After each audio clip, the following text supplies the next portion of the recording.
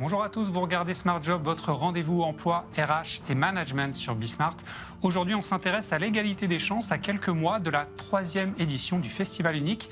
La directrice de l'événement, qui est également porte-parole de Diversidays, Chloé Sebag, sera avec moi en plateau pour m'expliquer, pour me parler des enjeux justement de l'égalité, principalement dans les carrières. Seconde partie d'émission, autre sujet carrière, le contrat social. On va en parler avec Valérie Mussard, elle est directrice de la prospective et de l'innovation RH. Dans un gros groupe, Malakoff humanise, donc elle connaît très bien son sujet. On va voir sa vision notamment sur l'impact de l'IA sur les carrières et ce contrat social. Et en fin d'émission, un témoignage sur le trouble de l'attention avec ou sans hyperactivité. C'est Marta Dabrowska, qui est une salariée du DV Group, qui va nous expliquer déjà comment ça a impacté sa carrière, mais surtout, et c'est le plus important, quelles solutions elle a mis en place pour pouvoir faire une carrière quasiment normale. Voilà pour le programme. Tout de suite, on se met bien dans son job.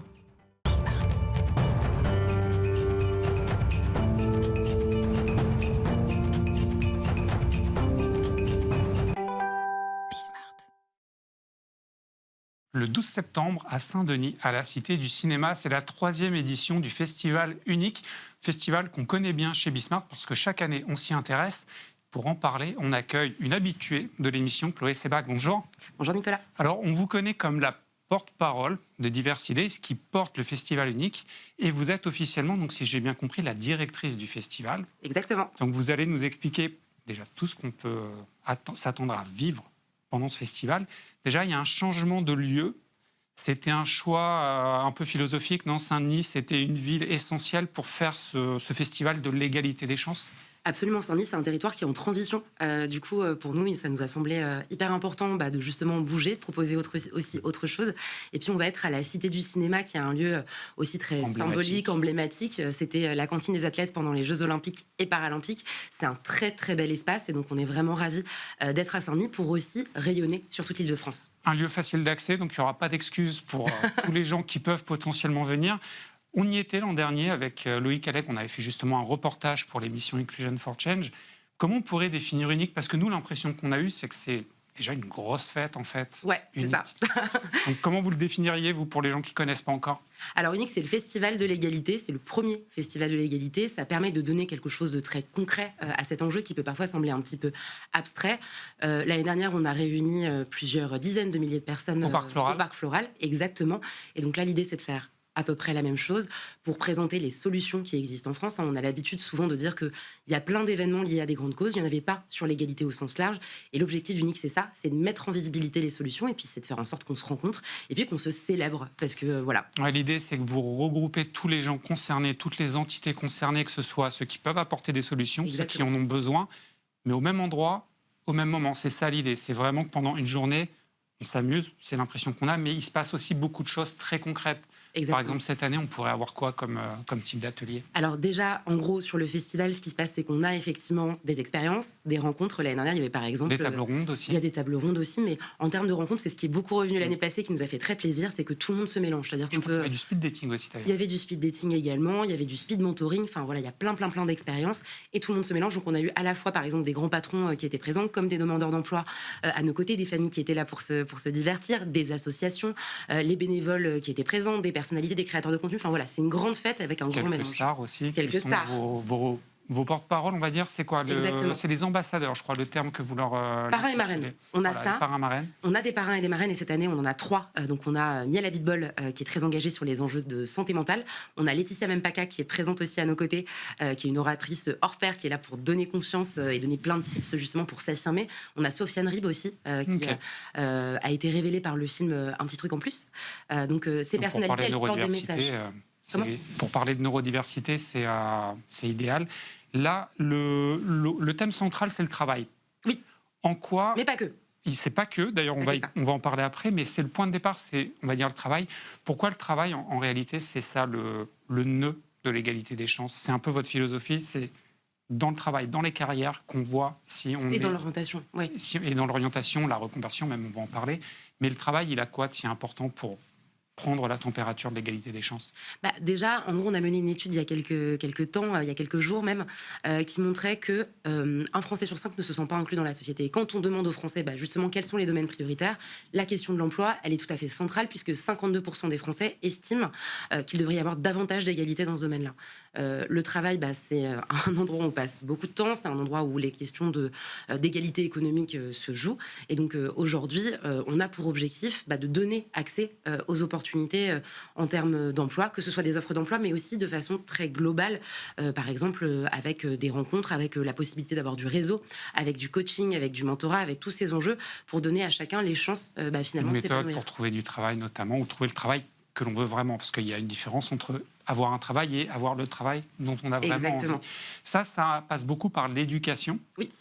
Ce qui se passe avant de rentrer sur le marché du travail. Ça, comment c'est abordé le 12 septembre au festival? Alors, dans le cadre du festival, il va y avoir justement ces expériences et donc on va avoir du mentorat avec par exemple AXA qui va réaliser ça À avec pas mal l'attention de jeunes, d'associations. c'est ça? Exactement, à l'attention de jeunes. Donc, par exemple, AXA mobilise des membres de son COMEX pour avoir des discussions avec les Donc, des jeunes. gens qualifiés pour le faire. Tout à fait. Et puis qui peuvent aussi donner le bon conseil. Enfin, moi, je suis persuadée qu'une rencontre, ça peut tout changer à un moment. Ça peut permettre d'inspirer. Et donc, avoir un échange de 15-30 minutes avec un mentor, ça peut jouer un rôle déterminant dans une carrière, dans son futur. Ça peut casser un blocage psychologique Oui. en se disant c'est trop loin de nous et en fait la personne elle est quasiment comme nous, elle peut avoir les mêmes préoccupations. Il y a une question aussi clé, j'ai vu dans le programme, c'est la reconversion. Oui. Et c'est vrai que ça, j'imagine que quand vous pensez à inclure une grande partie reconversion, c'est à cause de toutes les évolutions du travail actuel. Exactement. Qui font qu'en fait les carrières changent. Donc ça, c'est un levier d'égalité, c'est de savoir changer de travail. Oui. En cours de carrière. Et c'est se dire qu'on peut, c'est s'autoriser à ça en termes de conscience, en termes d'accompagnement. Par exemple, on va avoir les équipes de l'APEC qui vont être avec nous sur ce volet-là. L'Association pour l'emploi des cadres. Exactement. Donc, on a aussi Manpower Manpower Group France qui va être à nos côtés pour justement donner des conseils, prodiguer ces conseils.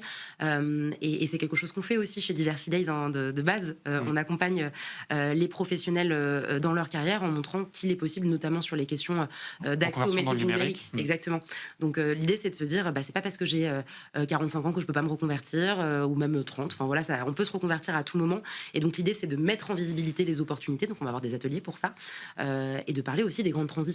On aura des grandes tables rondes justement sur ces sujets clés. Par exemple, on parlera tech et IA et emploi aujourd'hui. Justement, la reconversion, en fait, c'est un secteur, entre guillemets, inégalitaire, puisqu'en réalité, les plus armés pour se reconvertir, c'est ceux qui ont le plus d'accès aux informations ou déjà aux bonnes carrières en amont, en fait. Exactement. Il y a un cercle vicieux, c'est ça? Exactement. Et donc, l'idée, c'est de casser ça en donnant accès à tout le monde et en facilitant aussi la question du réseau qui est clé.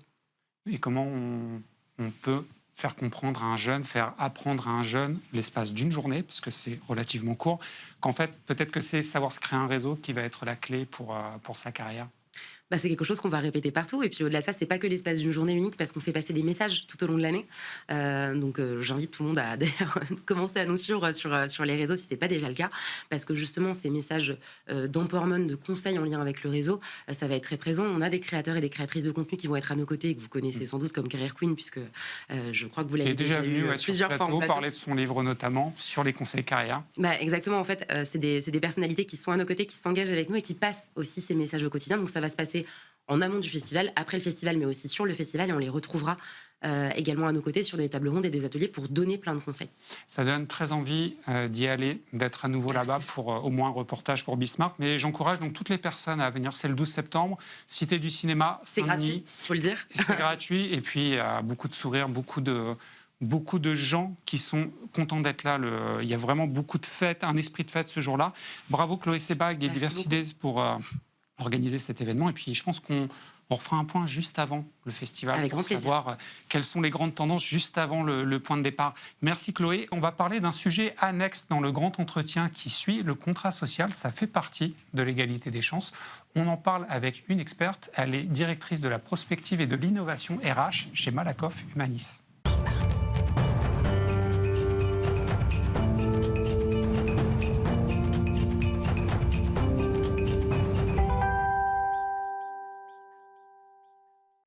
Dessine-moi un contrat social, ça pourrait être le titre du sujet aujourd'hui.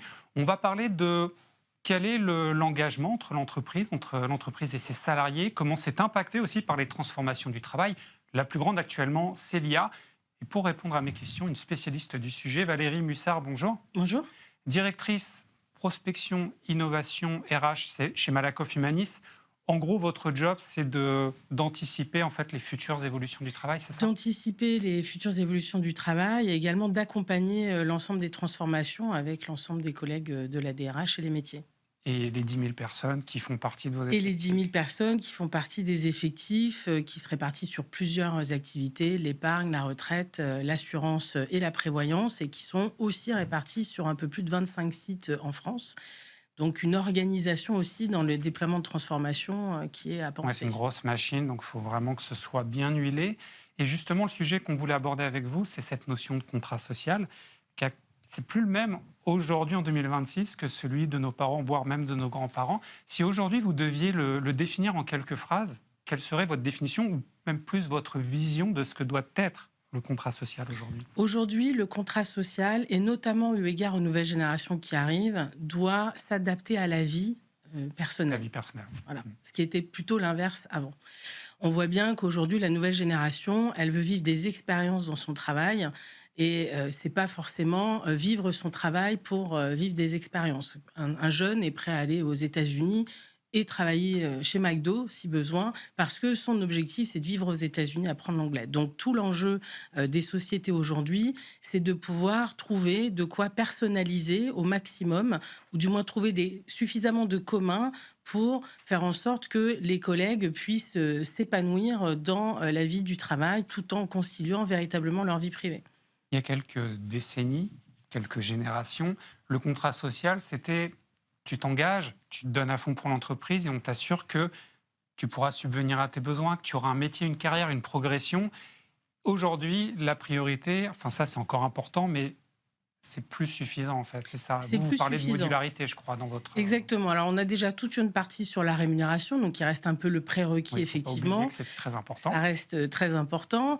Mais là, on fait par exemple ce qu'on appelle des NAO, des négociations annuelles obligatoires à la carte, c'est-à-dire qu'on la rend modulaire. Aujourd'hui, une augmentation générale, on peut ou la percevoir directement ou l'épargner sur un PE ou sur un PERECO. De la même manière, on fait de la modularité sur les espaces. Dans tous nos nouveaux sites aujourd'hui, on a aussi bien des espaces individuels que des espaces collectifs, et quasiment moitié-moitié en termes de surface.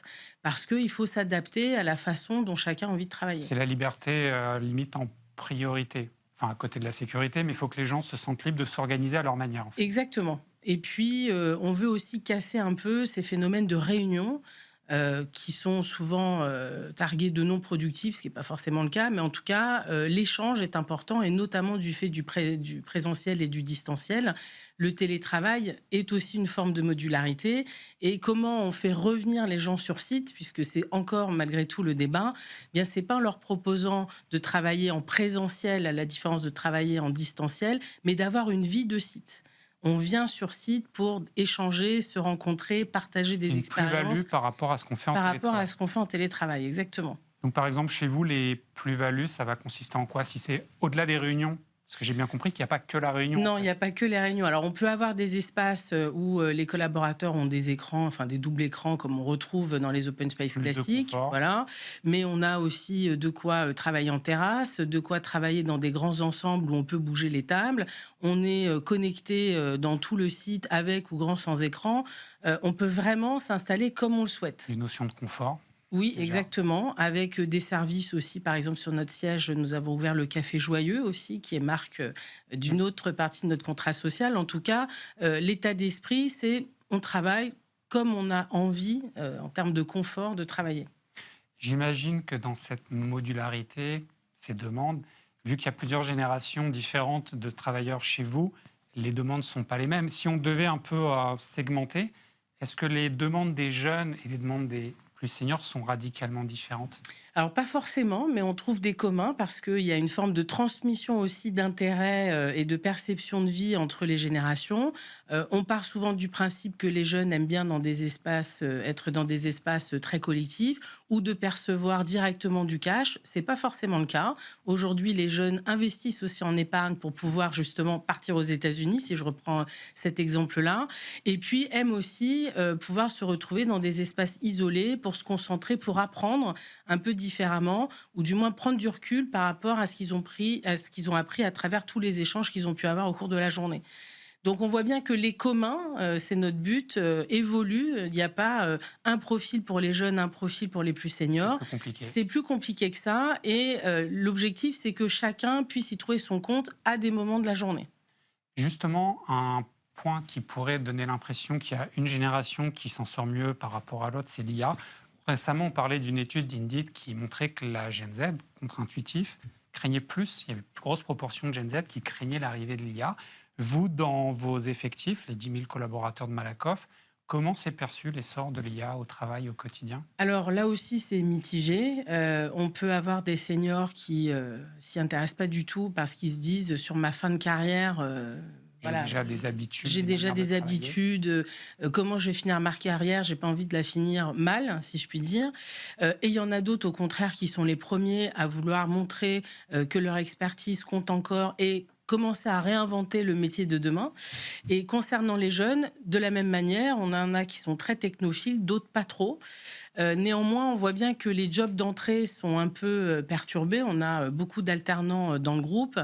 Tous ne viennent pas avec de l'IA, mais leur préoccupation, c'est quand même de pouvoir grandir. Et aujourd'hui, il faut que nous, on puisse leur donner les clés pour acquérir de l'expertise à travers des expériences et pas à travers un questionnement sur un assistant IA. Et comment vous cadrez ça, donc l'usage de l'IA? Parce qu'il y a souvent aussi ce risque de shadow IA, c'est-à-dire les gens qui vont l'utiliser sans que le supérieur hiérarchique le sache. Quand on a 10 000 collaborateurs, les trous dans la raquette, c'est quand même possible. Comment Oui. c'est géré? Alors, déjà, on a clairement ouvert le chemin de l'IA il y a 2 ans et demi. Alors, de l'IA générative, parce que dans le groupe, on fait de l'IA depuis plus de 10 ans. Voilà.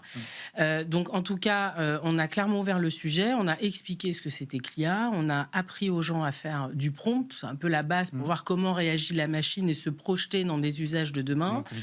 On a également organisé des journées de l'IA sur l'ensemble de nos sites, où il pouvait y avoir des échanges avec les experts, où on pouvait prompter justement son quotidien, où on pouvait déceler le vrai du faux, parler de l'éthique autour de l'IA et de la confiance, qu'avec les données qu'on traite, c'est important de s'assurer qu'on a une IA d'éthique et de confiance. Et puis, on fait des ateliers régulièrement à la demande des managers, qui sont aussi demandeurs pour être accompagnés, à sensibiliser et jusqu'à l'adoption de l'IA par les équipes.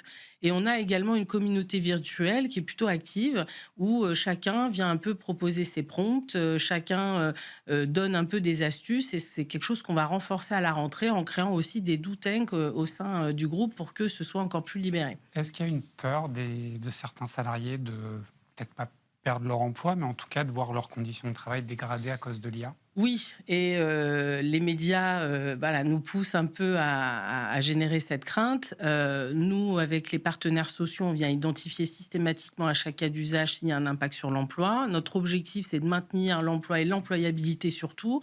Et c'est surtout un enjeu majeur demain. Dans le contrat social, le parcours de carrière, c'est vraiment important, justement eu égard à l'IA.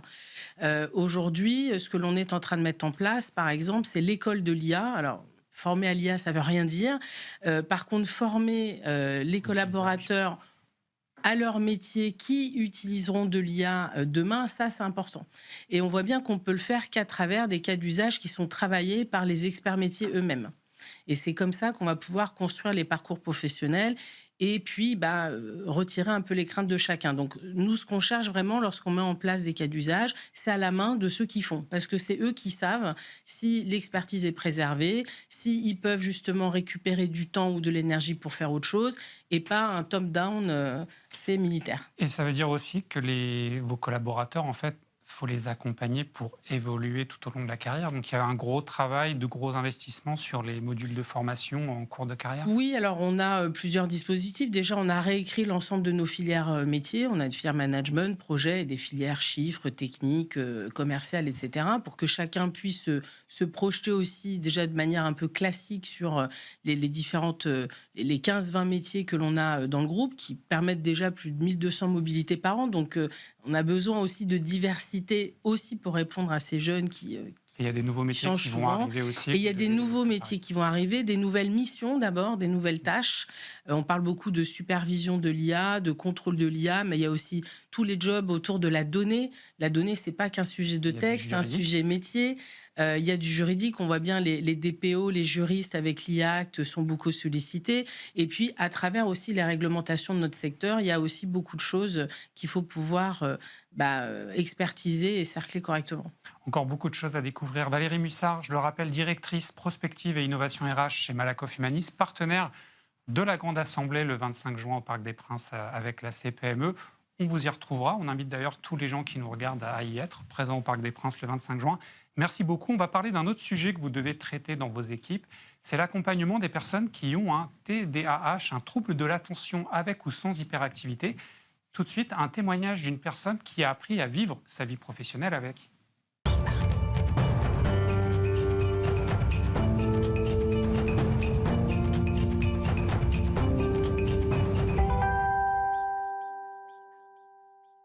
Quatre lettres, TDAH, trouble de l'attention avec ou sans hyperactivité. Ça peut impacter votre carrière, mais si vous souffrez de ce trouble, ce n'est pas forcément une fatalité, vous pouvez vous y adapter et peut-être même que vous pouvez révéler d'autres qualités qui vous rendent unique et indispensable sur votre lieu de travail.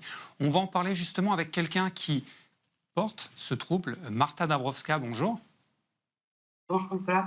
Vous êtes consultante experte au groupe SVP, donc le job, c'est des solutions, des facilitations pour les systèmes de paie, je crois, c'est de l'accompagnement RH, c'est ça? C'est ça. On met en place, on a une équipe de consultants qui soit gère la paye en externalisation pour nos clients, soit, et c'est mon cas, on déploie en fait les logiciels pour nos clients, donc paye ou SIRH, effectivement. C'est des métiers relativement pointus, techniques. Vous êtes officiellement, je sais pas, on dit porteuse du trouble, c'est ça, le TDAH, le trouble de l'attention avec ou sans hyperactivité. Vous en souffrez, ça ne vous empêche pas de faire ce métier-là. Vous, comment vous avez pris conscience que vous aviez ce trouble-là? Et d'ailleurs, comment aujourd'hui, à quelqu'un qui ne le connaît pas, vous le définiriez de manière simple? Eh ben, justement, la définition officielle, elle porte à confusion parce qu'on parle souvent d'inattention ou ce qu'on a en tête aussi, c'est l'hyperactivité motrice. Et c'est exactement moi ce que j'avais aussi comme image. Mais finalement, c'est beaucoup plus subtil et c'est un peu justement le discours émergent et ce qui m'a fait prendre conscience aussi que je pouvais me retrouver en fait dans cette description et de ce trouble. C'est que finalement, c'est pas tant de l'inattention que une difficulté à Canaliser? donc ça va être essentiellement les retards. Par exemple, moi, les retards, ça a été depuis toujours, depuis l'école. Respecter des délais, s'il n'y a pas d'urgence, c'est très compliqué. Et prioriser en fait les tâches. C'est quelque Tout chose... est un peu au même niveau, si vous voyez. En fait, c'est quelque chose de très subtil parce que c'est avant tout donc, psychologique et donc c'est un handicap. Si on parle de handicap, qu'on classerait dans les handicaps invisibles, vous, comment vous avez identifié dans le cadre de votre travail, et peut-être même avant dans vos études, qu'il serait peut-être temps de vous faire dépister, d'essayer de voir, de tester si vous ne souffriez pas de ce problème-là. D'ailleurs, si j'ai bien compris, c'est arrivé après vos 40 ans, donc dans le cadre plutôt professionnel, où vous avez eu entre guillemets, les signaux d'alerte. C'est ça. Ouais, c'est ce qu'on appelle un diagnostic tardif, hein, puisqu'effectivement, c'était maintenant il y a 3 ans, et donc j'avais 40 ans à l'époque. Et en fait, l'invisibilité et la méconnaissance en fait, de ce trouble fait que ça devient tardif. Il y a aussi une composante genrée, je dirais. Mais il y a un petit déni peut-être aussi. On se dit que non, on a peut-être un petit déni. On se dit non, c'est moi qui dois faire plus attention. On ne se dit pas forcément qu'il y a un problème cognitif. C'est ça. C'est ça. En fait, c'est les difficultés qu'on voit et qu'on perçoit en priorité, c'est quelque chose qu'on a très souvent au caractère. Typiquement, les retards, c'est les attentions, qu'on ne met pas assez d'efforts, pas assez de volonté. Et donc, pendant très longtemps, on va associer ça plutôt à un trait de caractère qu'il faudrait améliorer, qu'il faudrait développer, pour lequel il faudrait mettre faire plus d'efforts. Exactement. Jusqu'au moment où, en fait, on essaye, en plus, on met en place des systèmes de compensation, on appelle ça. Donc, on va relire les mails 5 fois avant de l'envoyer. On va mettre 4-5 réveils le matin pour essayer d'être sûr d'être à l'heure. Et tout ça, en fait, malgré tout ça, les difficultés elles persistent. Et en fait, cette compensation-là, elle va aussi apporter une fatigue, en fait. Une fatigue mentale. Qui est vraiment le point de départ, en tout cas pour moi, qui a été le point de départ pour me dire, bon, là, il y a autre chose, c'est pas possible. Et donc, comment ça se passe quand on veut se faire, entre guillemets, tester? On s'adresse à un médecin généraliste ou c'est la médecine du travail directement? Alors, en tout cas, dans mon cas, c'est passé déjà en énormément de recherches sur le sujet pour voir si je m'y retrouvais. La recherche j'en ai parlé à mon médecin généraliste, qui sont de plus en plus formés, je dirais, sur ce trouble et à l'écoute. Et derrière, c'est trouver un psychiatre, en fait. C'est vraiment essentiellement les psychiatres qui vont avoir des réponses et normalement une formation pour soit apporter une démarche thérapeutique ou médicamenteuse. Et d'ailleurs, là, vous, dans votre travail, donc, il y a des adaptations. Comment vous vous adaptez? Comment vous organisez votre travail pour pouvoir être efficace, pouvoir être épanoui aussi dans votre travail, malgré ce trouble? Eh bien, moi, derrière, ce que j'ai fait, c'est que je suis allée jusqu'à la reconnaissance du travailleur handicapé. Parce que je me disais... Déjà, moi, j'avais du mal à poser ce terme, handicap. Mais je me suis dit, bon, ça va être l'occasion, en fait, aussi de légitimer et de donner un cadre à tout ça pour quelque chose de constructif derrière. C'était vraiment ça mon idée, c'est de pouvoir faire appel à, par exemple, le Cap Emploi, qui est un organisme pour soit l'insertion, soit le maintien en emploi des personnes handicapées. Et en fait, tout ça, ça m'a permis déjà de créer un dialogue hyper serein avec l'équipe RH de SVP, avec mes managers, de poser des termes, parce que c'était plutôt compliqué pour moi, en fait, de dire quelle était vraiment ma problématique, d'imaginer des solutions. Et finalement, ces échanges que j'ai pu avoir tripartites avec les équipes RH et Cap Emploi, voilà, ça a permis de mettre des mots, de trouver des solutions. Pardon ? Et d'être aidé, d'avoir en fait Exactement. Un regard extérieur qui apporte un soutien. On parle souvent de ce sujet-là en parlant de neurodiversité. Quand on dit neurodiversité, ça veut dire qu'il y a peut-être des choses où vous êtes un peu moins à l'aise que pour des personnes, entre guillemets, sans ce trouble. Il y a aussi des avantages. Vous, quelles seraient entre guillemets, vos super facultés qui découlent de ce trouble qui vous donne en fait un logiciel différent pour voir le monde? Mais donc, sur quel point vous êtes plus fort que les gens, entre guillemets, sans le TDAH? Je pense que là, alors, il y a pas mal de choses. Il y a la créativité, il y a l'hyperfocus. Alors, c'est un coup, c'est la fatigue, mais ponctuellement et bien usé, c'est abattre le travail de plusieurs semaines en quelques heures. Ouais, parce que vous avez en fait une capacité de focalisation sur un sujet dès lors que vous êtes intéressé. Intéressé ou dans l'urgence. Parce que c'est ce qui va créer, en fait, chimiquement, même dans le cerveau, le top départ, en fait. Vraiment, le passage à l'action. C'est ça qui est compliqué dans le TDAH, c'est le passage à l'action. Il y a ça, et moi, en tout cas, au sein des SVP, c'est aussi l'automatisation. C'est-à-dire que je sais que je ne vais pas réussir à rester concentrée sur des tâches qui sont, pour moi, pas intéressantes, parce que rébarbatives, parce que autres. Et bien là, je vais énormément utiliser penser un peu plus organisationnel et essayer de trouver des solutions, voilà, pour essayer de rendre ces tâches-là soit les plus automatiques, en tout cas qu'elles me prennent le moins de temps possible, en fait. Et donc voilà, je suis un peu... Merci beaucoup, Martha. Merci, Martha, pour ce témoignage qui va être inspirant, je pense, pour toutes les personnes qui pourraient se reconnaître dans les situations que vous décrivez. On sera amené, je pense, à reparler de ce sujet de la neurodiversité qu'on a déjà abordé dans Smart Job, mais un grand merci pour ce très beau témoignage. Je vous dis à bientôt sur le plateau de Smart Job. L'émission est terminée. Je remercie Camille Rioal et Léa Renouvel qui étaient en régie à l'édition. Je remercie Pierre Loup qui était à la réalisation et Alexis qui était au son. On se retrouve bientôt pour de nouvelles émissions. Dès la semaine prochaine, d'ailleurs, c'est le taulier Arnaud Ardouin qui sera en plateau avec vous.